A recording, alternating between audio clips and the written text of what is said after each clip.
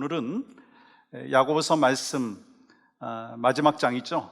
5장 1절부터 6절까지의 말씀을 통해서 어떠한 물질관을 가져야 되는지에 대해서 함께 나누려고 하고 있습니다. 오늘 말씀은요, 하나의 어떤 풍자적인 이야기가 아니라 미래에 반드시 이루어질 실화보다 더 확실한 하나님의 말씀이라고 하는 거예요. 여러분 1절 말씀 뭐라고 기록하고 있습니까? 들으라 부한 자들아, 너희에게 임할 고생으로 말미암아 울고 통곡하라. 오늘 본문에서 야고보 사도는 들으라 라고 하면서 경고의 말로 시작을 합니다. 그러면서 부자들은 지금 문제 없는 것처럼 큰 소리치고 산다고 하지만 반드시 울며 통곡할 때가 온다라고 하는 거예요. 여러분, 여기서 고생이라고 하는 거는요, 이 단순히 뭐 어떤 고통이 아니라 하나님의 심판으로 인하여서 재앙을 맞게 된다라고 하는 것이죠. 그렇다면 여러분, 왜 부자들에게 재앙이 찾아온다라고 말씀하고 있을까요? 여러분, 돈 많은 것이 죄인가요? 여러분, 하나님께서 부자들을 그러면 미워하십니까? 아니죠. 여러분, 성경에 보면 하나님의 사랑과 복을 받은 사람들 중에 그 당시에 큰 부자였던 사람들이 많이 나오죠. 여러분, 대표적으로 아브라함 보세요. 이삭과 야곱과 요셉과 솔로몬 보십시오. 다윗 보십시오. 그리고 또한 그 당시에 가장 부자라고 한 욥까지도 큰 부자였습니다. 그런데 하나님께서는요, 그들의 부에 대해서 악이라고 말씀하지 않았어요. 악하다고 말씀하지 않았어요. 오히려 하나님의 사랑과 복을 받은 사람이라고 말씀하고 있습니다. 여러분, 이 성경 어디에도요, 이 부에 대해서 정죄하거나 또한 물질이 많은 것을 나쁘다 그렇게 말씀하지 않았습니다. 그러면 왜 하나님께서 부자들에게 울며 불며 회개하라고 하실까라고 하는 것입니다. 여러분, 그 이유는 본문에 나오고 있는 이 부자라고 하는 말은요, 단순히 돈이 많은 사람을 얘기하는 것이 아니에요. 돈을 사랑하는 탐심을 가진 사람을 말씀하고 있는 것입니다. 여러분, 오늘 말씀은요, 물질을 얼마나 갖고 있느냐라고 하는 그 물질의 양을 이야기하는 것이 아니라 물질에 대한 태도에 대해서 말씀하고 있는 것입니다. 그러므로 물질 자체는요, 악한 것이 아니지만 물질을 사랑하게 되면 큰 죄가 된다라고 말씀하고 있어요. 성경적인 물질관을 가진 사람의 손에 들려 있으면 사람을 축복하는 도구가 되지만, 잘못된 물질관을 갖고 있는 사람이요, 물질을 갖게 되면은요, 이 많은 사람들에게 고통을 주게 된다라고 하는 거예요. 이 디모데전서 6장 10절은 이렇게 기록합니다. 같이 한번 읽어볼까요? 시작.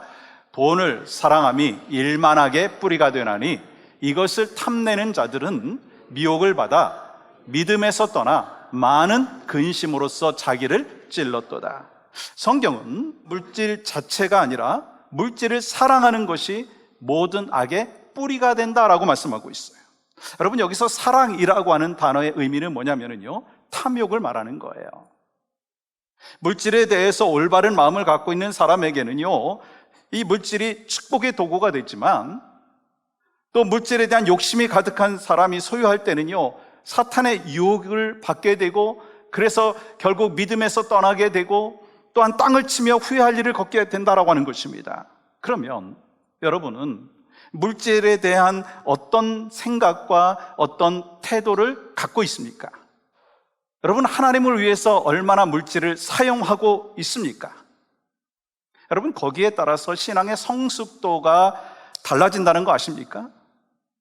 그러므로 여러분, 오늘 말씀을 통해서 이 성경적인 물질관을 정확히 우리가 깨달았으면 좋겠어요. 그리고 우리가 소유한 물질을 죄의 도구가 아니라 이 하나님께서 가장 기뻐하시는 영광의 도구로 사용할 수 있는 여러분과 저의 삶이 될 수 있기를 주님의 이름으로 간절히 축복합니다.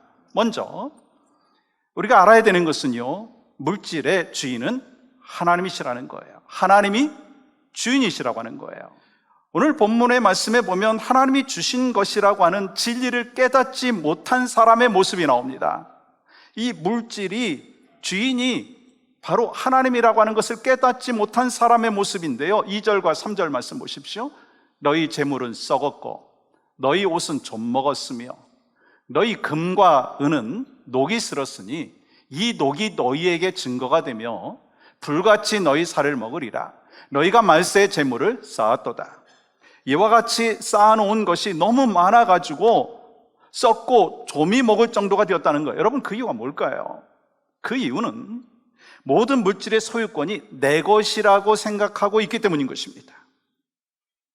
그들은 자신의 미래 안정을 보장받기 위해서 많은 물질을 쌓았지만 결과적으로 다가올 그 심판을 받기 위하여 물질을 쌓았다라고 하는 것입니다. 여러분, 성경은 하나님께서는 우리가 하나님께서 주신 물질을 관리하도록 부름받은 청지기라고 우리에게 말씀하여 주셨어요.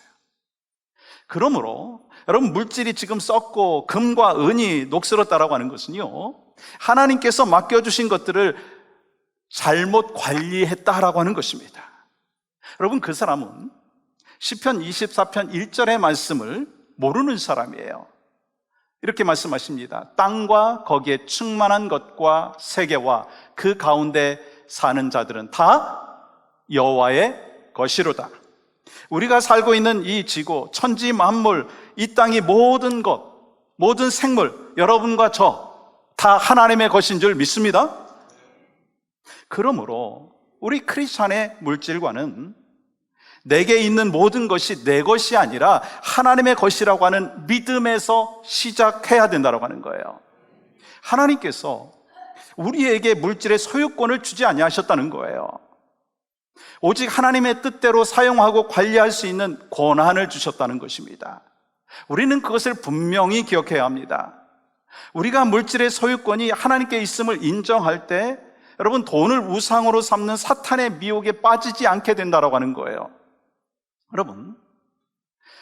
여러분 지갑 안에 이 세상에서 가장 강력한 우상이 살고 있다고 하는 사실을 아십니까? 여러분의 지갑 안에 이 세상에서 가장 강력한 우상이 살고 있어요. 우리가 이 올바른 물질관을 갖고 물질을 다스리게 되면은요, 물질은 우리의 종이 되지만 우리가 물질을 숭배하고 또한 물질이 우리를 지배하게 되면 물질은요, 아주 몹쓸 주인으로 변하게 된다는 사실이에요. 많은 사람들은 내가 갖고 있는 돈의 주인이 나라고 생각하면서 살지만 그건요, 착각입니다. 착각이에요. 이 사실은 돈의 노예가 되어서 돈을 우상으로 섬기며 살아가고 있다는 거예요. 여러분, 그런 사람들이 가장 좋아하는 성경 구절이 어떤 성경 구절인지 아십니까? 시편 23편이에요. 그런데 하나님의 자리에 물질이 차지하고 있기 때문에 시편 23편을 이렇게 읽습니다. 물질은 나의 목자시니 내게 부족함이 없으리로다. 물질이 나를 푸른 풀밭에 누이시며 쉴 만한 물가로 인도하시는도다. 물질이 내 영혼을 소생시키시고 물질이 나를 의의 길로 인도하시는도다. 내가 사망의 음침한 골짜기로 다닐지라도 해를 두려워하지 않을 것은 물질이 나와 함께 하심이라. 물질의 능력과 풍성함이 나를 안위하시나이다. 아멘이신가요? 혹시 이것이 여러분의 시편 23편이 아니냐라고 하는 것입니다. 우리가 많은 돈을 가지고 있으면 사실 이 땅에서 고생을 덜 하게 되더라고요. 편안하게 살 수도 있어요. 경제 시스템 속에서 여러분, 물질이 많은 것이 뭐가 죄입니까? 그렇지만 중요한 사실이 있다는 거예요. 여러분, 우리의 삶이 이 땅에서 끝나는 것이 아니라고 하는 거예요. 이 땅의 삶을 마치면 또 다른 삶, 지금보다 더 중요한 인생이 우리를 기다리고 있습니다. 여러분, 그것은 바로 하나님의 나라, 예수 믿고 구원받은 자들이 가는 어디죠? 천국입니다. 이 사람들은 물질만 있으면 뭐든지 다 할 수 있다고 생각을 하고 물질만 있으면 다 가질 수 있다고 생각합니다. 근데 물질로 할 수 없고 물질로 가질 수 없는 것이 여러분 세상에 얼마나 많습니까? 그렇지 않아요? 예를 들어서 돈으로 침대를 살 수 있지만 여러분, 돈으로 단잠을 살 수가 없어요. 불면증으로 고생하시는 분들 아마 실감을 더 하실 거예요. 돈으로 맛있는 음식은 살 수 있지만 그 음식을 맛있게 먹을 수 있는 식욕은 살 수가 없습니다. 돈으로 호화주택은 살 수 있지만 홈 스위트홈은 살 수가 없어요. 여러분, 돈으로요, 이 바이타민, 보약 살 수 있어요. 그런데 건강은 살 수 없더라고요. 돈으로 쾌락은 살 수 있지만 행복은 살 수가 없어요. 그리고 돈으로 금십자가는 우리가 살 수 있고 메고 다닐 수 있어요. 걸고 다닐 수 있어요. 그러나 복음과 영혼 구원은 살 수가 없다는 거예요. 오직 이 땅의 주인이신 하나님만이 우리에게 필요한 모든 것을 주실 수 있는 줄 믿습니다. 그러므로 하나님께서 우리 각자에게 주신 물질의 주인인 그 하나님이 바로 나에게 물질을 주셨다라고 하는 것을 인정해야 되는 것이고요.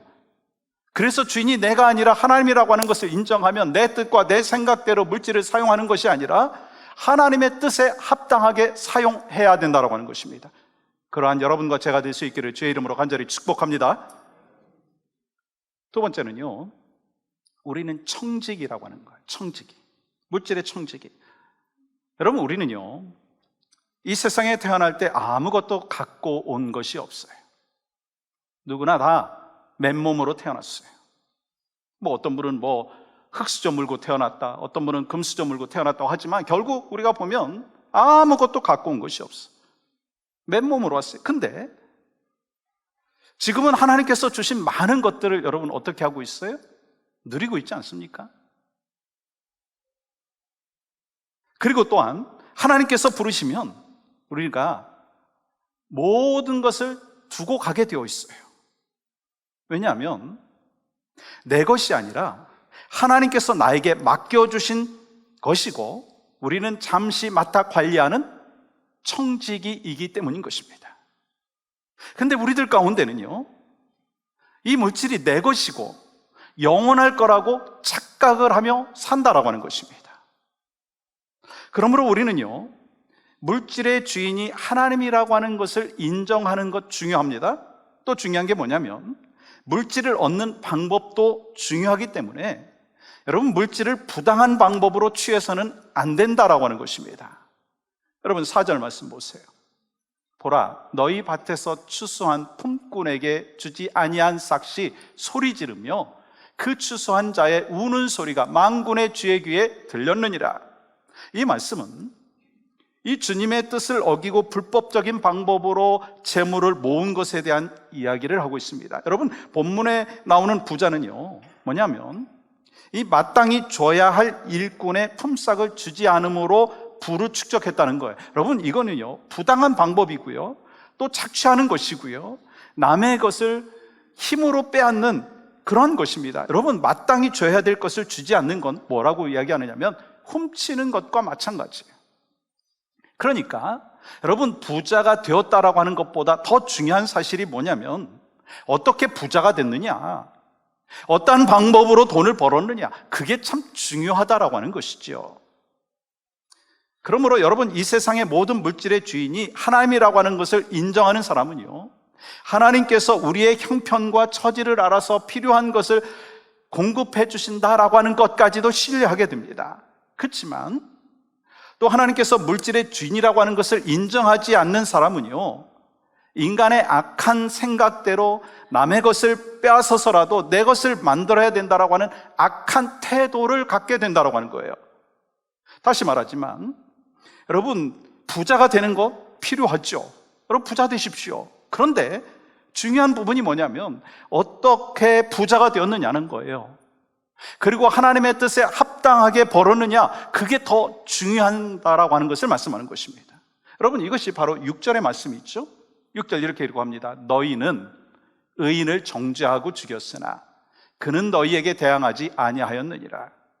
자신의 기득권을 지키기 위해서 의로운 사람들을 정죄하고 죽였다는 거예요. 여러분, 부자들은요, 부를 축적하는 과정에서 다른 사람들의 생명을 중요하게 여기지 않는다라고 하는 거예요. 여러분, 욕심이 잉태한 즉 죄를 낳고, 죄가 장성한 즉 사망을 낳는, 살인까지 하게 된다라고 하는 거예요. 여러분, 또한 오늘 본문에 나오는 이 부자는요, 자신이 갖고 있는 물질을 하나님의 뜻대로 축복의 도구로 쓰는 것이 아니라 오직 자기 자신의 사치품을 치장하고, 사치품으로 치장하고 온갖 또한 쾌락 속에서 자기 마음대로 방종하는 이기적인 삶을 산다라고 하는 거예요. 여러분, 그래서 5절은 이렇게 기록합니다. 너희가 땅에서 사치하고 방종하여 살육의 날에 너희 마음을 살찌게 하였도다. 여러분, 그 결과 어떻게 되었어요? 살육의 날에 너희 마음을 살찌웠다라고 하는 것입니다. 여러분, 무슨 뜻이냐면 이 자기 자신을 하나님의 심판을 받도록 죄악으로 살찌웠다라고 하는 것입니다.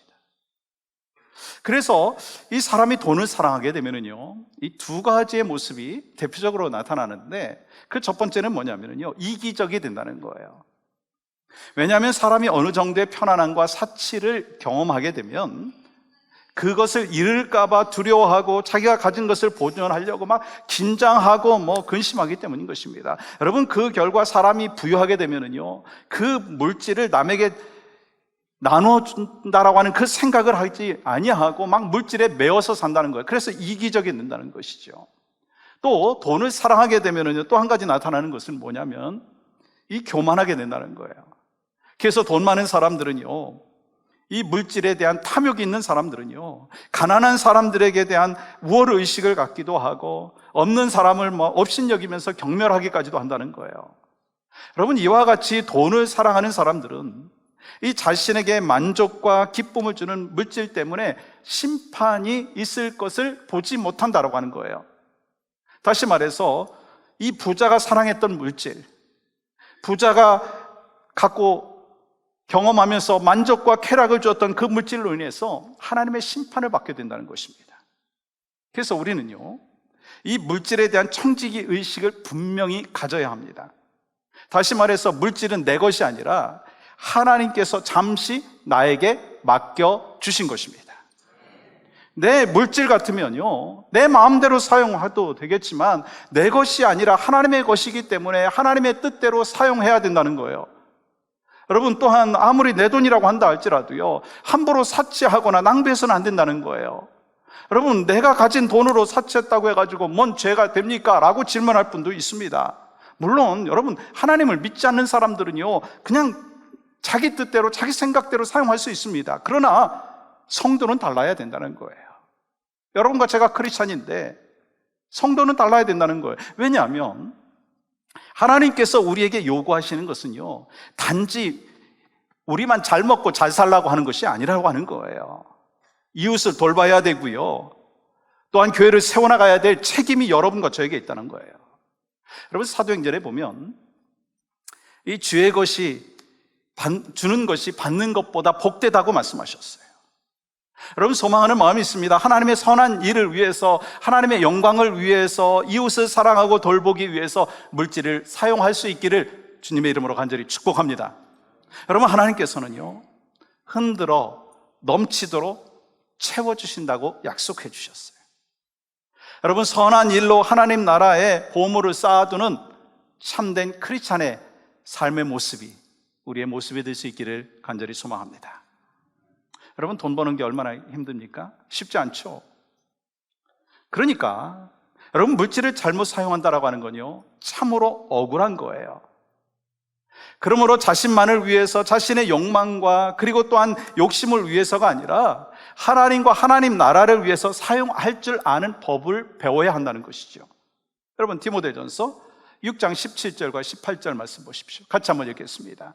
시작. 내가 이 세대에서 부한 자들을 명하여 마음을 높이지 말고 정함이 없는 재물에 소망을 두지 말고 오직 우리에게 모든 것을 후히 주사 누르게 하시는 하나님께 두며 선을 행하고 선한 사업을 많이 하고 나누어 주기를 좋아하며 너그러운 자가 되게 하라. 여러분, 부자는 돈이 많은 사람이 아니라 풍성한 삶을 살아가는 사람입니다. 여러분, 부자는 돈이 많은 사람이 아니라 풍성한 삶을 살아가는 사람이에요. 왜냐하면 여러분, 물질은 많지만 풍성한 삶을 살지 못하는 사람들이 얼마나 많습니까? 여러분, 풍성하게 사는 것이 뭐죠? 그 돈을 가치 있게 사용하는 것이 풍성하게 사는 거예요. 그러므로 물질을 가치 있게 쓸 줄 아는 사람이요, 풍성한 삶을 사는 것입니다. 여러분, 그렇기 때문에 영적인 계산법은요, 나눔이라고 하는 것이 마이너스가 아니라, 쉐어링이 마이너스가 아니라 쉐어는 바로 플러스다라고 하는 것입니다. 이게 바로 영적인 계산법이라고 하는 것입니다. 여러분, 나눌 때 기쁨이 있고 만족이 있습니다. 여러분, 혼자 누릴 때보다 비교할 수 없는 기쁨과 만족이 있다라고 하는 거예요. 여러분, 혼자 누릴 때와는 비교할 수 없는 수준의 기쁨이 나눌 때 있다라고 하는 사실, 주님은 말씀하여 주셨습니다. 또한 여러분 돈 벌 때 얼마나 재미있습니까? 여러분, 신나죠? 그런데 돈 벌 때도 신나지만 돈을 쓸 때도, 나눌 때에도 행복이 있고 기쁨이 있고 풍요로움이 있다는 거예요. 이게 성경적인 물질관이다라고 하는 것입니다. 여러분, 이스라엘 지도를 보시면 이 두 개의 호수가 있어요. 지금 저 위쪽에 있는 호수는 갈릴리 호수고, 밑에 쪽에 있는 저 호수는 사해입니다. 이 두 호수에는요, 커다란 차이점이 있습니다. 이 갈릴리 그 바다 그 위쪽에 이 가이사라 빌립보라고 하는 그 지역의 위쪽에 있는 그 산이 헬몬산입니다. 이 헬몬산에서부터 눈이 녹아 내려오면서 요단강을 거쳐서 갈릴리로 모아지게 되죠. 그래서 이 갈릴리는 이 물이 들어오고 물이 나가는 거예요. 인풋이 있고 아웃풋이 있습니다. 그래서 이 갈릴리 바다 안에는요, 물고기가 많이 삽니다. 또 주변에도 보면 뭐 야자수도 있고 뭐 농사를 지을 수도 있어요. 근데 지금 요단강을 통해서 내려와서 사해라고 하는 저 지역은요, 계속해서 물을 받아 먹기만 합니다. 내보내지 않습니다. 인풋은 있는데 아웃풋이 없습니다. 그래서 사해는요, 염분이 많아서 물고기가 살지 못해요. 풀도 자라지 못합니다. 그래서 뭐라고 하느냐면 죽음의 호수, 사해라고 하는 거예요. 여러분, 그렇다면 여러분, 갈릴리 호수와 같은 삶을 살기를 원하십니까? 사해와 같은 삶을 살기를 원하십니까? 예, 갈릴리 같은 삶을 살기를 원하죠. 여러분, 갈릴리 호수처럼 생명을 나누는, 그리고 축복의 통로가 되기 위해서요, 물질의 주인이 하나님이라고 하는 것을 인정할 뿐만 아니라 하나님의 뜻에 합당하게 사용할 줄 아는 여러분과 저의 삶이 될 수 있기를 주님의 이름으로 간절히 축복합니다. 그렇다면 우리는 물질을 어떻게 사용해야 될까? 뭐 여러 가지 방법이 있겠지만, 이 성도라면 먼저 바른 헌금 생활을 해야 합니다. 여러분, 왜 우리가 헌금을 해야 되나요? 하나님께서 돈이 필요하시기 때문에 우리가 헌금하나요? 혹시 그런 마음을 갖고 계십니까? 하나님은 돈을 필요로 하지 않습니다. 하나님께서 원하시는 것은 무엇이냐면 믿음의 표현이라는 거예요. 믿음의 표현. 그래서 그 믿음의 표현을 하면서 헌금 생활을 하는데 어떻게 드려야 되느냐? 여러분, 성경 고린도후서 9장 7절은 이렇게 말씀하십니다. 같이 한번 읽겠습니다. 시작. 각각 그 마음에 정한 대로 할 것이요, 인색함으로나 억지로 하지 말지니 하나님은 즐겨내는 자를 사랑하시느니라. 인색함이나 억지로 하지 말라는 거예요. 여러분, 이거는요, 헌금을 드리는 마음에 대하여 이야기하고 있는 것입니다. 뭐 다른 사람이 뭐 얼마를 드렸느냐, 이 비교해서 말하는 것이 아니라 헌금을 드릴 때의 정성과 드릴 때의 즐거움에 대하여 가리키는 것입니다. 여러분, 왜 우리들 중에 하나님 앞에 드리는 헌금에 대해서 좀 인색한 줄 아십니까? 또 억지로 드리려고 하는지 아십니까? 그거는요, 헌금을 하나님께 드린다라고 하는 마음이 없는 거예요. 이게 하나님 앞에 드리는 거라고 생각하지 않는 거예요. 헌금을 또한 낭비라고 생각하기 때문에 인색함이 있고 억지로 드리려고 하고 드리지 않는다라고 하는 거예요. 여러분, 헌금은 정말 하늘에 보화를 쌓아 놓는 것 중에 하나의 방법입니다. 그렇기 때문에 여러분, 인색함과 억지로 하지 말고 기쁨과 즐거움으로 드릴 수 있기를 주의 이름으로 간절히 축복합니다. 여러분, 역대상 29장 14절 말씀 보시면 이 다윗이 하나님께 예물을 바치면서 드린 기도의 내용인데요, 이런 기도입니다. 같이 한번 우리도 기도하는 마음으로 같이 읽겠습니다. 시작. 나와 내 백성이 무엇이기에 이처럼 즐거운 마음으로 드릴 힘이 있었나이까? 모든 것이 주께로 말미암았사오니 우리가 주의 손에서 받은 것으로 주께 드렸을 뿐이니이다. 다윗은 자신이 소유하고 있는 모든 것이 하나님에 의해서 주어진 것을 믿는 신앙의 고백이 있었습니다. 그러면서 그 예물을 드린 거예요. 다시 말하면 자신의 것을 하나님께 바치는 게 아니에요. 자신의 것을 하나님 앞에 바치는 것이 아니라 본래 하나님의 것을 하나님께 돌려드린다라고 하는 그 믿음입니다. 여러분, 헌금의 의미는요, 내 것이 아니라 하나님께서 나에게 허락하여 주신 것을 다시 돌려드리는 것입니다. 특별히 여러분, 11조는요, 이 단순히 소득의 10분의 1을 하나님 앞에 드리는 게 아니라고 하는 것입니다. 내가 가지고 있는 물질의 주인이 하나님이시다라고 하는 것을 고백하고 인정하는 것입니다. 그리고 나는요, 그 물질을 잠시 관리하고 있는 청지기이고 그 물질을 하나님 나라를 위해서 사용하겠다라고 하는 결단이고요, 순종의 표현이라고 하는 거예요. 그렇게 하나님께 소망을 두고 살면 하나님께서 우리를 풍성하게 채워주시는 줄 믿습니다. 근데 문제는 이 내 것을 다 내려놓으면 하나님께서 더 풍성하게 채워주신다라고 하는 원리를 경험하지 못했기 때문에 언제나 하나님 앞에 드리는 건 인색하다는 거예요. 여러분, 그러므로 우리는요, 11조나 헌금 생활을 온전히 하게 될 때 여러분, 중요한 게 있습니다. 돈이 나를 지배하는 것이 아니라 바로 하나님께서 나의 갈 길을 인도해 주시고 나의 필요를 채워주시고 그리고 나에게 풍성케 채워주심을 믿고 하나님 앞에 드릴 수 있는 여러분과 저의 삶이 되기를 간절히 소망합니다. 그리고 하나님 앞에 드려진 헌금은 그러면 어떻게 사용되나요? 어떻게 사용되죠? 하나님 나라의 확장을 위하여 사용하게 됩니다. 여러분, 예수님께서 맡겨주신 가장 큰 사명이 뭐죠? 영혼 구원이에요. 영혼 구원을 위해서 전도하고 선교하는 데 사용한다라고 하는 거예요. 여러분, 하나님께서 나에게 주신 은혜가 있고 복이 있다면 여러분, 나눌 때 하나님이 주시는 그 기쁨과 감사가 있다라고 하는 것입니다. 여러분, 이와 같이 영혼 구원을 위해서 사용하게 되고요, 또 선교하는 데 사용하게 됩니다. 또 다음 세대를 세워나가는데 여러분, 또한 물질이 필요하지 않습니까? 또 구제를 하기 위해서 사용하고요, 목양을 위해서 사용하고요, 사역팀의 사역비로 사용하게 되고요, 또한 교회 건물을 유지하고 보수하는 데 사용하고 또한 교육관을 건축하는 데 사용하는 거예요. 여러분, 이 모든 것을 통해서 결국은 하나님께서 우리에게 명령하신 하나님 나라의 확장을 위하여 쓰게 되는 것이고 또한 교회를 건강하게 세워지는 귀한 도구가 된다라고 하는 사실입니다.